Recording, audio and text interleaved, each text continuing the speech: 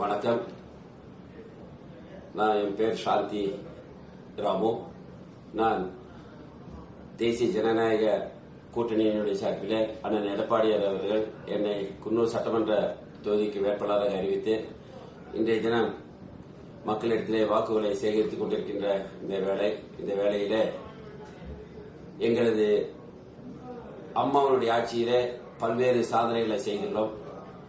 இந்த கடந்த 5 ஆண்டு கால திமுக ஆட்சியில பல்வேறு கொடுமைகள் மக்களுக்கு இழைக்கப்பட்ட இந்த நேரத்தில் இன்றைய தினம் மீண்டும் தமிழகத்தில் நல்லாட்சி மலர வேண்டும், அம்மாவுடைய ஆட்சி மலர வேண்டும், அண்ணன் எடப்பாடியார் மீண்டும் தமிழகத்தில் முதலமைச்சராக வேண்டும்.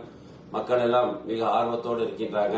நிச்சயமா அண்ணன் முதலமைச்சர் ஆயிடுவாரு. தேசிய ஜனநாயக கூட்டணியிலே இன்னைக்கு மத்தியிலே ஆண்டு கொண்டிருக்கின்ற பாரதிய ஜனதா கட்சியும் பிரதமர் மோடிஜி அவர்களும் தமிழகத்திற்கு பல்வேறு நலத்திட்டங்களை தந்திருக்காங்க. அதனுடைய அடிப்படையில் இன்னைக்கு தமிழகம் முன்னேற வேண்டும். ஆனால் திமுக ஆட்சியில பின்தங்கி இருக்கின்றது. இன்றைய தினம் நான் களத்திலே பார்க்கின்றேன், பல்வேறு பிரச்சனைகள் இருக்கின்றது. இந்த பல்வேறு பிரச்சனைகளை குன்னூர் சட்டமன்ற தொகுதியை பொறுத்தவரை நமக்கெல்லாம் தெரியும். குடிநீர் பிரச்சனை அம்மாவுடைய ஆட்சியிலே தீர்க்கப்பட்டிருக்கிறது. இப்பொழுது வனவிலங்குகள் பிரச்சனை ரொம்ப ஜாஸ்தி. எங்க பார்த்தாலும் கரடி, காட்டு எருமை, சிறுத்தை, புலி மற்றும் குரங்குகள் அன்றாட வீட்டுக்குள்ளே போயிட்டு இருக்கிற ஒரு நிலை. இந்த நிலை நிச்சயமாக மாற்றி தருவதற்குண்டான ஏற்பாடுகளை நமது மத்திய அரசோடு பேசி தீர்க்கப்பட வேண்டும். அதே போல மார்க்கெட்ல நிறைய பிரச்சனைகள் இருக்கு, பல்வேறு பிரச்சனைகள் இருக்கு. இந்த பிரச்சனைகள் அடிப்படையில் அண்ணன் எடப்பாடியார் இன்னைக்கு நிறைய நம்மளுக்கு அறிவிப்பெல்லாம் கொடுத்திருக்காங்க, வாக்குறுதியெல்லாம் கொடுத்திருக்காங்க. அதுல பாத்தீங்கன்னா சிறப்பான அம்சமாக வீடு இல்லாதவர்களுக்கு நிலம் வாங்கி காங்கிரீட் வீடு கட்டித்தரப்படும் என்ற ஒரு அற்புதமான திட்டத்தை கொடுத்திருக்காங்க.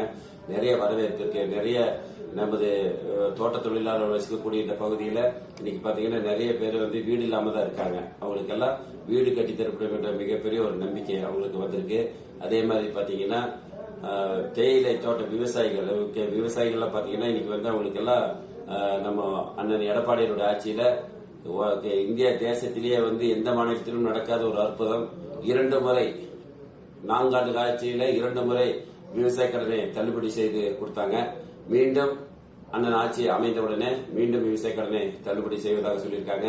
அதே மாதிரி பாத்தீங்கன்னா குழந்தைகளுடைய கல்வி கடன் எல்லாருமே நிறைய பேர் குழந்தைகளுக்கு கல்வி கடன் வாங்கியிருக்காங்க. அந்த கல்வி கடனையும் ரத்து செய்வதாக அறிவித்திருக்காங்க. அதே போல பல்வேறு நம்மளுக்கு கொடுத்திருக்காங்க. நமது அண்ணன் ஆட்சி அமைந்தவுடனே ஒவ்வொரு குடும்ப அட்டைதாரர்களுக்கும் எந்த ஒரு தகுதி அடிப்படையும் இல்லாமல் 10,000 ரூபாய் தருவதாக சொல்லியிருக்காங்க. அதே மாதிரி குலவிளக்கு திட்டப்படி ஒவ்வொரு ரேஷன் அட்டைதாரர்களுக்கும் மாதம் 2,000 ரூபாய் தருவதாக சொல்லியிருக்காங்க. அதே மாதிரி வருடத்திற்கு 3 கேஸ் சிலிண்டர் இலவசமாக தருவதாக சொல்லியிருக்காங்க. அதே மாதிரி எல்லா இல்லங்களுக்கும் ஃப்ரிட்ஜ் தருவதாக சொல்லியிருக்காங்க. அதே மாதிரி பாத்தீங்கன்னா ரேஷன் கார்டுல நம்ம ஆட்சியில 35 கிலோ அரிசி கொடுத்தோம். இன்னைக்கு 12 கிலோ 13 கிலோ அரிசி தான் கொடுக்குறாங்க. அந்த அரிசியும் தரம் இல்லாம இருக்கு. அந்த தரமில்லாத அரிசியை நல்ல அரிசியாக தருவதாக எடப்பாடியார் அறிவித்ததோடு 1 கிலோ பருப்பும் 1 லிட்டர் சமையல் எண்ணெயும் விலை இல்லாமல் தருவதாக சொல்லியிருக்காங்க. அதே மாதிரி பாத்தீங்கன்னா மூத்த குடிமக்கள் 1,200 ரூபாய் முதியோர் பென்ஷன் வாங்கிட்டு இருக்காங்க. அது 2,000 ரூபாய் தருவதாக சொல்லியிருக்காங்க. அதே மாதிரி படித்த இளைஞர்கள், வேலை இல்லாமல் இருக்கின்ற அந்த இளைஞர்கள், கல்லூரி முடித்து இருக்கின்ற அந்த இளைஞர்களுக்கு மாதந்தோறும் 2,000 ரூபாய் உதவித்தொகை தருவதாக சொல்லியிருக்காங்க. அதே போல பொங்கல் திருவிழா அன்னைக்கு நம்ம அரிசி, வெல்லம், முந்திரி பருப்பு, முந்திரி பழம், ஏலக்காய், கிராம்பு, கரும்போட சேர்த்து 1,000 ரூபாய் பணம் ரொக்க பணமாக தருவதாக சொல்லியிருக்காங்க. அதே போல இன்னைக்கு நம்ம தீபாவளி திருநாள், நம்ம தமிழகத்தில் தீபாவளி திருநாள் சிறப்பாக கொண்டாடுகின்றோம்.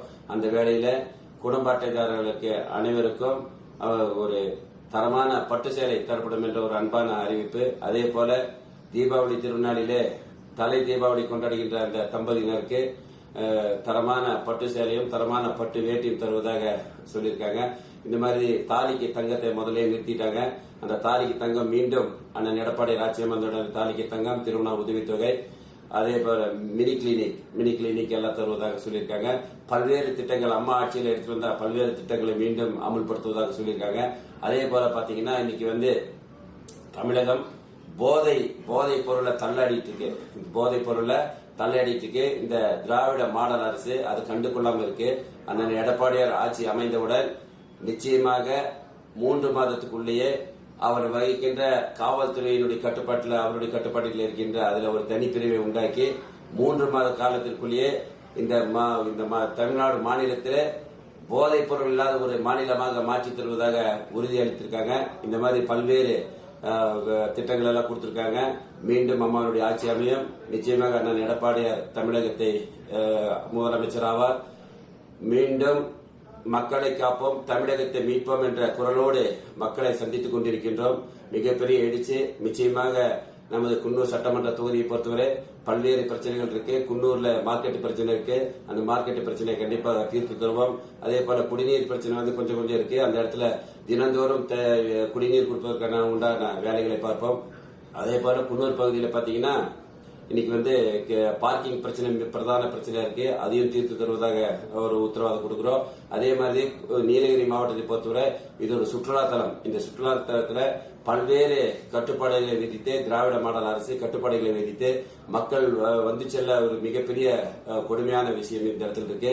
இந்த காட்டேஜ் எல்லாம் வந்து எல்லா காட்டேஜையும் மூடி வச்சிருக்காங்க. அதுக்கெல்லாம் ஒரு நிரந்தர தீர்வு காணப்பட வேண்டும். அதே போல பல்வேறு பிரச்சனைகளை உண்டான இந்த குன்னூர் நீலகிரி மாவட்டத்தில் இந்த பிரச்சனைகளை களைய அம்மாவுடைய அரசு அமைய வேண்டும் என்று அண்ணன் எடப்பாடியார் மீண்டும் தமிழகத்தை ஆள வேண்டும் என்று இந்த நேரத்தில் தெரிவித்து அனைத்து வாக்காளர் பெருமக்களும் இரட்டை சின்னத்திலேயும் எங்களது கூட்டணி சார்பில் இருக்கின்ற தாமரை சின்னம் மற்றும் குக்கர் சின்னம் மற்றும் எங்கள் கூட்டணியில் இருக்கின்ற அனைத்து சின்னங்களுக்கும் வாக்களித்து வெற்றி பெற செய்ய வேண்டும் என்று அன்போடு உங்களை பாதம் தொட்டு கேட்டுக்கொள்கிறேன். நன்றி, வணக்கம்.